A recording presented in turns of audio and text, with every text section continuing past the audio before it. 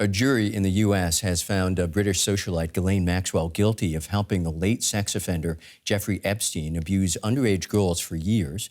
After 5 days of deliberations, the New York jury found Maxwell guilty on 5 counts, including recruiting and grooming Epstein's teenage victims. The verdict could see the 60-year-old spend the rest of her life in prison.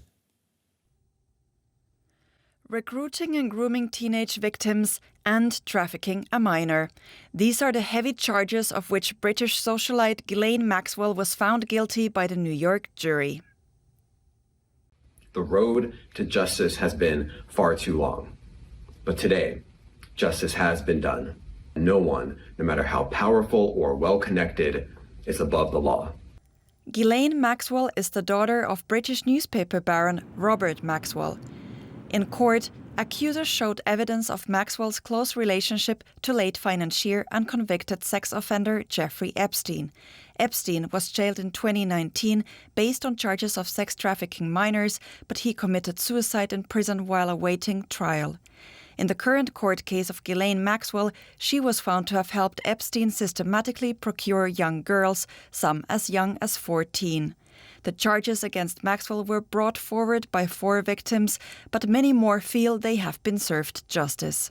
This is a victory for all of the victims of Ms. Maxwell and Epstein. Moreover, I think this is a victory for all young children, boys, girls, women, and men who are victims of abusers like this. It will give them the needed push to step forward and to speak their truth and to hopefully get justice like these young girls have with respect to Ms. Maxwell. The defense says the 60-year-old is being used as a scapegoat for other people's crimes. We firmly believe in Ghislaine's innocence. Obviously, we are very disappointed with the verdict. We have already started working on the appeal, and we are confident that she will be vindicated. Everyone, be healthy. Have a happy New Year. How is Ghislaine doing?